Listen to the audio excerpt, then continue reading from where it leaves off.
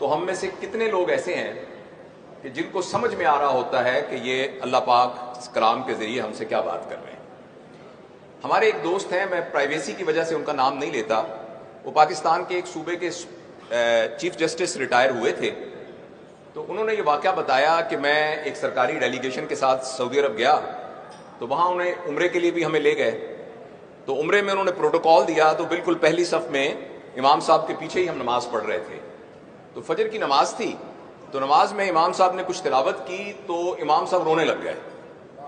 اور جو میرے دائیں بائیں لوگ تھے وہ بھی رونے لگ گئے۔ میں سوچوں کہ یہ کیوں رو رہے ہیں، اور مجھے رونا ہی نہ آئے، اور جب سلام پھیرا تو سب کے گال بھیگے ہوئے تھے، امام صاحب کی بھی گھگی بندھی ہوئی تھی، مجھے بڑی شرم آئی کہ مجھے تو رونا ہی نہیں آیا، پتہ نہیں کوئی ایسی کیا خاص بات تھی۔ تو میں نے ساتھ والے سے پوچھا، اس نے کہا آپ نے سنا نہیں جب انہوں نے کہا تھا وَامْتَازُوا الْيَوْمَ أَيُّهَا الْمُجْرِمُونَ، تو اس پر امام صاحب کی رونے لگ گئے۔ تو اس نے کہا اس کا کیا مطلب ہے؟ انہوں نے کہا اس کا مطلب یہ ہے کہ قرآن کی آیت ہے جس میں اللہ پاک کہیں گے کہ آخرت میں سب لوگ اکٹھے ہی ہوں گے بیٹھے ہوئے، تو اچانک اللہ پاک یہ کہیں گے کہ اے مجرموں آج تم الگ الگ ہو جاؤ، تو ایک دم ایک دیوار گرے گی اور کچھ لوگ ادھر ہو جائیں گے، کچھ لوگ ادھر ہو جائیں گے، تو اس بات کا خوف ہوا کہ کم ہم کہیں دیوار کے پرلی طرف تو نہیں ہوں گے۔ تو وہ جو چیف جسٹس تھے نا، وہ کہتے میں اس وقت تو نہیں رویا، لیکن اپنے کمرے میں آ کے میں نے دیوار پہ سر مار مار کے رویا کہ میں نے قانون کی اتنی اتنی کتابیں پڑھی ہوئی ہیں، لیکن مجھے اس بات کی سمجھ نہیں آئی کہ اللہ پاک نے قرآن میں کیا کہا۔ میں آپ سے یہ نہیں کہتا کہ آپ میں سے کتنے لوگ ایسے ہیں جنہوں نے جب اس بچے نے تلاوت کی تو ان کو سمجھ میں آ رہا تھا، ہم میں سے کتنے لوگ ایسے ہیں کہ جب انہوں نے کہا والتین والزیتون، قسم ہے انجیر کی، قسم ہے زیتون کی، وطور سینین، اور جو طور سینا کے پہاڑ کی، بہذا البلد الامین، تو ہم میں سے کتنے، اور انسان کو بہترین خلق سے پیدا کیا، تو ہم میں سے کتنے لوگوں کو یہ بات سمجھ میں آئی تھی کہ اس طرح کی عجیب ڈیفرنٹ قسم کی قسمیں کھانے کے بعد اللہ پاک نے یہ کیوں کہا ہے؟ البتہ یہ بات میں آپ سے تو نہیں کہتا کہ آپ ہاتھ کھڑا کر کے بتائیں کہ کتنے لوگوں کو یہ بات سمجھ میں آ رہی تھی۔ البتہ پچھلی حکومت میں ایک دفعہ اسلام آباد کے کنونشن سینٹر میں نوجوانوں کا ایک سمپوزیم پچھلی حکومت نے بلایا تھا، تو مجھے بھی انہوں نے ایک اسپیکر کے طور پہ بلایا تھا، اور موضوع کی نوعیت ایسے تھی کہ تمام نوجوان تھے 4500۔ میں نے ان سے پوچھا کہ آپ میں سے کتنے لوگ ایسے ہیں جنہوں نے کم از کم ایک دفعہ قرآن کو مفہوم کے ساتھ پڑھا ہوا ہے؟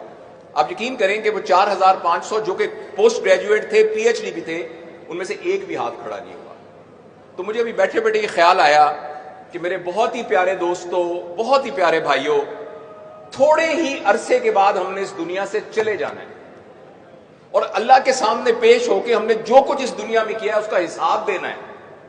اس حساب میں ساتھ حضرت ابو بکر صدیق بھی حساب دے رہے ہوں گے، حضرت عمر، حضرت علی بن ابی طالب، حضرت عثمان، صحابہ، یہ سب حساب دے رہے ہوں گے جنہوں نے اپنی پوری، اور میں اور آپ بھی وہاں کھڑے ہو کے اللہ کے سامنے حساب دے رہے ہوں گے۔ آج کی اس تقریب میں میرے خیال میں آپ سے دست بدستہ گزارش کرتا ہوں، ٹیک ہوم میسج یہ ہے کہ آپ کے بچے کے ایف ایس سی میں نمبر نہیں آئے، اس بات پر گھر میں 10 دن سوگ ہوتا ہے، تو اس بات پر بھی سوگ ہونا چاہیے کہ میرے بچے کو تو قرآن کا پتہ ہی نہیں ہے۔ بچے کو کیا، مجھے بھی نہیں پتا۔ میں ایک جگہ کا بڑا افسر ہوں، میں بہت مالدار ہوں، میری بڑی پراپرٹی ہے، میں نے ایک دفعہ بھی قرآن کو مفہوم کے ساتھ نہیں پڑھا۔ آپ حضرات کچھ لوگوں کا تعلق آرمی سے ہے، آپ ایک ایکسپیڈیشن کے لیے کوئی بھیجیں اور ان کو ایک مینول دیں جس میں سارا روڈ میپ ہو، اور وہ آپ کا جو بندہ ہے وہ وہاں جائے اور جا کے وہ روڈ میپ ہی نہ کھولے۔ تو اس طریقے سے اللہ تعالیٰ نے اس دنیا میں ہمیں بھیجا تھا کہ ہم یہاں آ کر لارجر دین لائف کوئی کام کر کے جا سکے۔ نبی کو مثال کے طور پر بھیجا اور ایک مینول بھیجا۔ میں آپ سے صرف گزارش کرنا چاہتا ہوں کہ میں کوئی عالم نہیں ہوں، کوئی لمبی چوڑی آپ سے کوئی مذہبی گفتگو نہیں کر سکتا، صرف یہ گزارش کرتا ہوں کہ آج سے ایک عہد کر لیجئے کہ آج سے، کل سے نہیں، آج سے گھر کے تمام افراد کو اکٹھے کر کے کم از کم آدھے گھنٹے کے لیے سارے لوگ اہتمام سے قرآن کا کم از کم ایک رکوع ترجمے کے ساتھ پڑھیں گے۔ میں آپ کو پوری ذمہ داری سے کہتا ہوں آپ یہ گھر میں کرنا شروع کر دیجئے۔ قرآن خود معلم ہے، قرآن خود ہمیں سکھانے لگ جائے گا۔ جہاں آپ کو کوئی مشکل کمپلیکیشن ہو تو علماء حضرات سے رابطہ کیجئے، البتہ لیکن قرآن ہمیں خود پڑھنے کے لیے اللہ تعالیٰ نے نبی کریم صلی اللہ علیہ وسلم کے ذریعے سے اللہ ہم سے مخاطب ہوا ہے، تو اس کے لیے میں آپ سے یہ گزارش کرنا چاہتا ہوں۔ اس پر البتہ میں اپنے دل کی تسلی کے لیے اور اپنے آپ کو بھی میں کمٹمنٹ کرنے کے لیے یہ ضرور کہوں گا کہ آپ میں سے کتنے لوگ، خاص طور پہ ہماری بیٹیاں اور بہنیں، کتنے لوگ اپنے دل میں اس بات کا تہیہ کرتے ہیں کہ آج سے انشاءاللہ ہمارے گھر میں کم از کم ایک رکوع قرآن کا پڑھا جائے گا، ہماری اولاد، ہمارے بیوی بچے، ہمارے گھر کے ملازم، ہمارے کھانا کھانے والے قیامت کے دن ہمارا گریبان پکڑیں گے، ہمارے وہ بچے جن کو ہم نے پڑھا لکھا کھلا کے پتہ نہیں کہاں پہنچا دیا، وہ ہمارا گریبان پکڑیں گے کہ آپ اتنے پڑھے لکھے، اتنے مالدار، اتنا سب کچھ تھے، آپ نے ہمیں ایک دفعہ بھی قرآن نہیں پڑھ کے مفہوم بتایا، آپ کو پتہ ہی نہیں سورہ کہف میں کیا لکھا ہوا ہے، آپ کو پتہ نہیں سورہ اعراف میں کیا لکھا ہوا ہے۔ تو میرے بھائیو، یہ میری گزارش تھی، اللہ تعالی ہم سب کو عمل کی توفیق نصیب فرمائے۔